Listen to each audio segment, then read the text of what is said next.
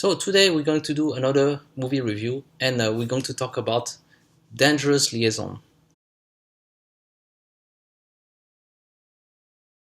So the setting of the movie, the background of the movie, I would say, is that it's originally a French play and it's been remade into a lot of different versions. It's been remade, particularly if you've seen Cruel Intentions. That's I think one of the most for Americans is the well-known version. I mean, there's also like just Dangerous Liaison with uh, Glenn Close, Michelle Pfeiffer. What else? There's Valmont. That's another version of it. I think I've watched pretty much all those versions, but it's been a long time ago. I can't really do a very good comparison because at that time I was watching movies without really paying attention to them. But recently I've also watched another remake, a Korean remake called Untold Scandal, which was pretty good as well.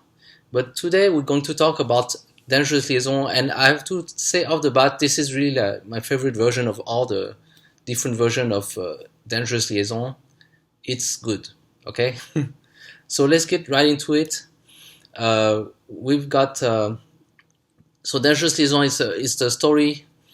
The premise is that there's a couple. No, it's not a couple. It's a woman and a man, and then the man, he's like a flirtish playboy. He likes to sleep with a lot of women, and he likes to conquer them. You know, he always thinks like, oh, this is a challenge. There's a woman who resists me. I'm gonna try to get her.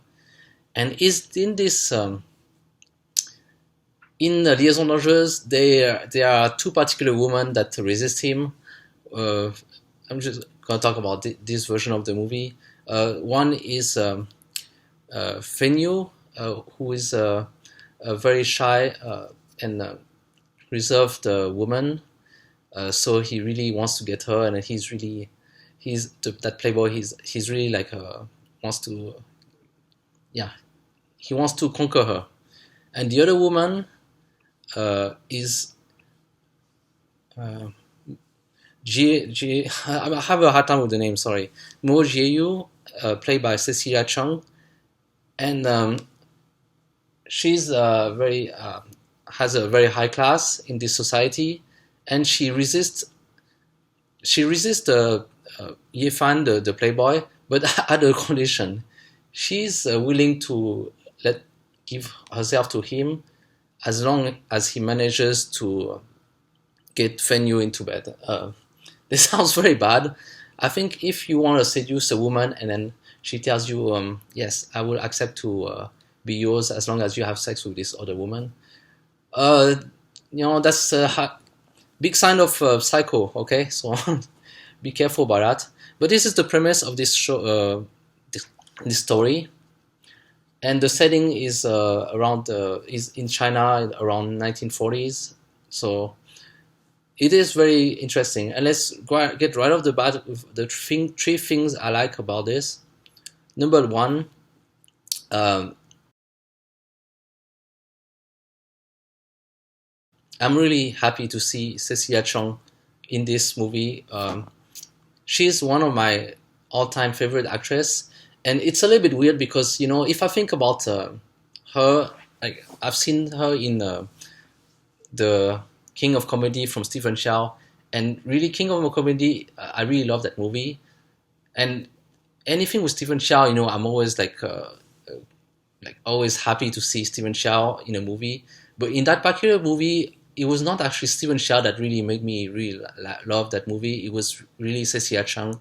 And from then on, she kind of became one of my favorite actresses. And I think about it and it's like, man, I actually haven't seen anything that good from her except for King of Comedy.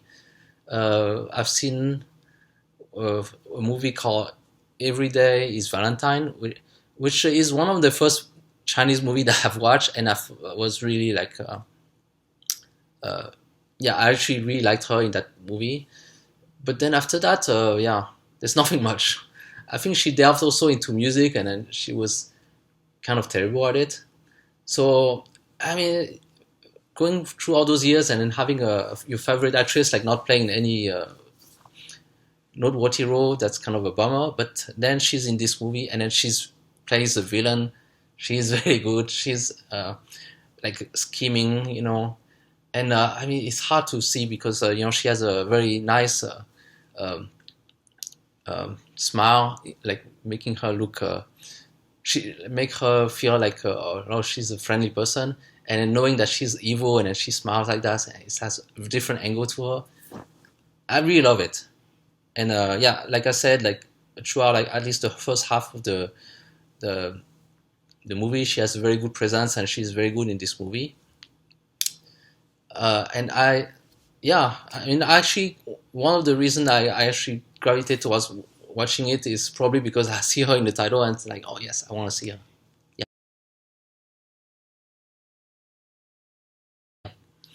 Yeah. So number two, the character of Yi Fan, played by Zhang Dongjun, he's also excellent in this one. He's a Korean actor, which is interesting, and then I tried to look at his movie history. He played into this war movie that was pretty good. But for me, there was nothing really noteworthy in his film history. But for me, like now, this movie is noteworthy in his film history because he was really good in this movie. He was playing the playboy who's really charming and then very scheming. Um, One thing that is interesting about Liaison Dangereuse is that you follow. I mean, from the beginning, you don't really know who to root for because all the characters are a little bit evil, pretty much.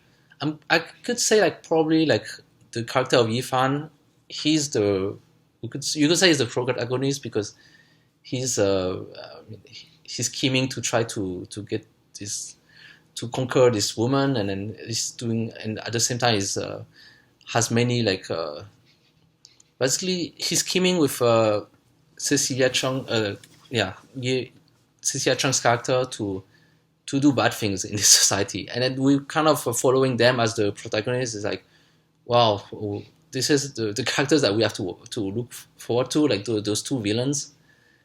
So that's okay. That's go along with it, and it's interesting. Like we kind of like expect things to happen with him, but he's pretty charming. He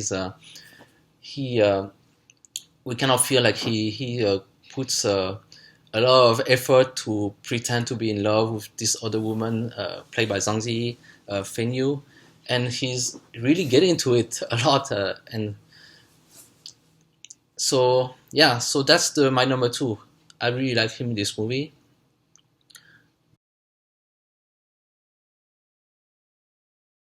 And then my number three, we're gonna go with the character of played by Zhang Ziyi, Feng Yu, and this is very interesting because she's very reserved throughout most of the movies, and then until like pretty much like at least half of the movie, she's always resisting Zhang Dongyu, and she's her presence is not very um, apparent in the film.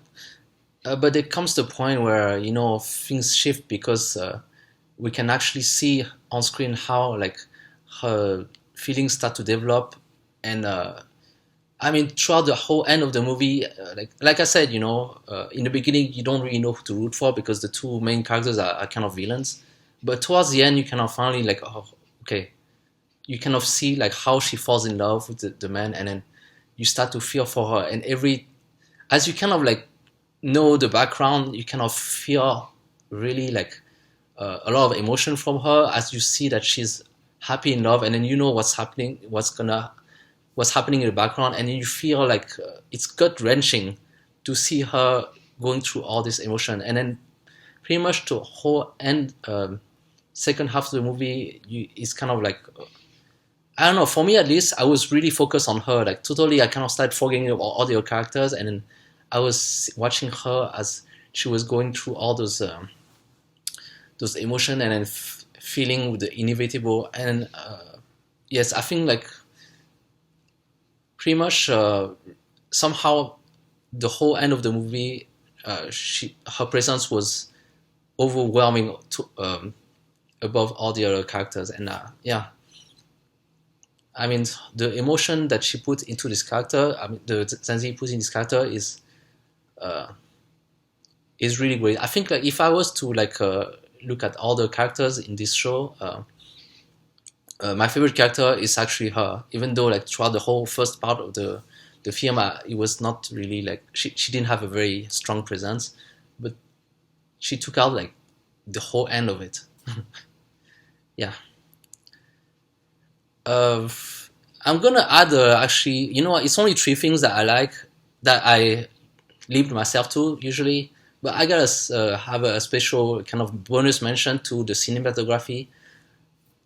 uh, Cinematography is, you know, you don't always I mean you usually watch a movie and then throughout the whole movie you don't think about like, oh, the scenes are like this, they're very good or something. But in this particular case, I kind of like noticed things that they were doing in the camera throughout my second showing, and it was pretty interesting. And it was like they were moving the camera like it's not still, you know, like were moving with the actors.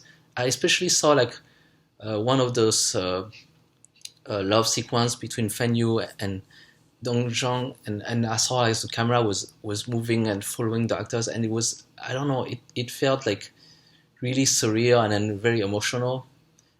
So I think that there was a lot of good work for the camera for this movie. Um, you know, movies sometimes they another thing that I say that why I like this movie, sometimes they are really follow a flow, you know, consistent throughout the whole movie, and that's, I guess, good. It makes it entertaining.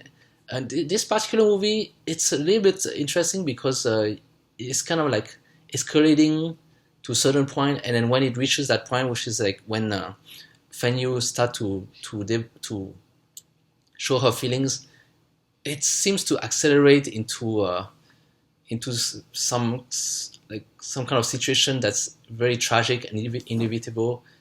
But I don't know, the pace kind of changed, and I liked when a movie kind of changed pace throughout the film. You know, I feel like that's what was happening in this movie.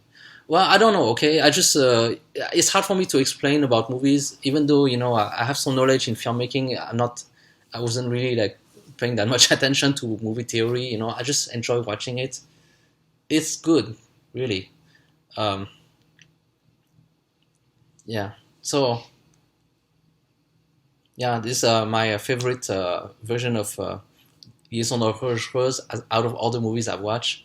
I cannot give a good, a fair criticism of the Cruel Intention because I watched it too long ago. I don't think I remember that much about it, so maybe it didn't really have a big impact. Or the Liaison Dangereuse and Vamond, I didn't watch them a while ago. But if I were to compare between Untold Scandal and this one, yeah, this one takes a cake, really. It's really good, it's really emotional, and then, yeah, please watch it, and I'll see you next video.